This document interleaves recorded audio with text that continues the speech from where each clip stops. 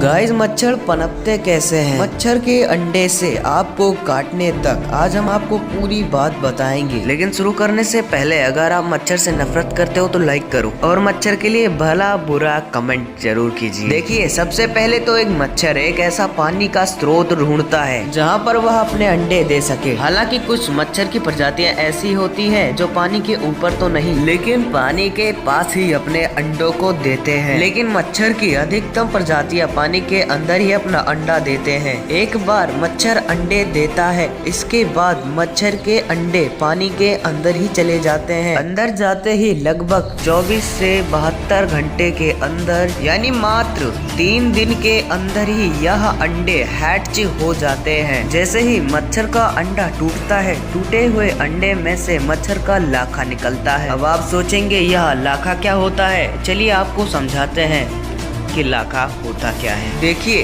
कोई भी कीट अपने जीवन के पहले चरण में जब आता है तो पहले वह अंडा बनता है, फिर उसके बाद वह एक झिल्ली जैसा कीट बन जाता है। इस स्टेज को झिल्ली भी कहते हैं। यह कीट ऐसा होता है कि इसके चारों ओर एक खोल सा बन जाता है जो बहुत ही मुलायम से सॉफ्ट सा होता है। इसी के अंदर वह कीट रहता है और पोषण पाता है और इसी खोल के अंदर ही वह पोषण पाकर फलता फूलता है। मच्छर के केस में ऐसा होता है कि जब यह लाखा बन जाते हैं तो क्योंकि यह पानी में रहते हैं इसलिए ये पानी में तैर सकते हैं, क्योंकि मच्छर ऐसे इवॉल्व ही हुए हैं कि उनका लाखा पानी में तैर सके। इसलिए मच्छर अपने अंडे पानी में देते हैं और 3 दिन बाद जब मच्छर का अंडा टूटता है तो उसमें से एक मच्छर का लाखा निकलता है।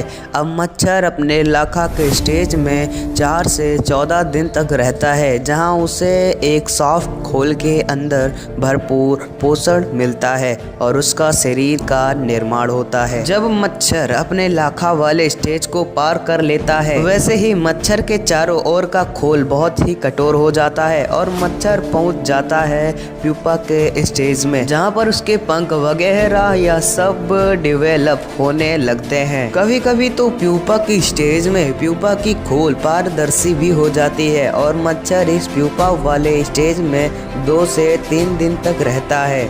जैसे ही समय बीतता है, अचानक से इस प्यूपा का खोल टूटने लगता है और सामने आता है एक ऐसा कीड़ा जिसे हम लोग सबसे ज़्यादा नफरत करते हैं। अब उसका एक पंख भी होता है, उसकी बड़ी सी सुई जैसी एक नाक होती है जहां से वह खून चूसता है। अब मच्छर अपने एडल्ट स्टेज में आ चुका है। गाइस, अगली वीडियो में हम बताएंगे मच्छर के काटने के बाद खुजली क्यों होती है। तब तक के लिए हमारे चैनल को लाइक, शेयर एंड सब्सक्राइब कर दो और बेल आइकन दबाना ना भूलो और मिलते हैं अगली वीडियो में।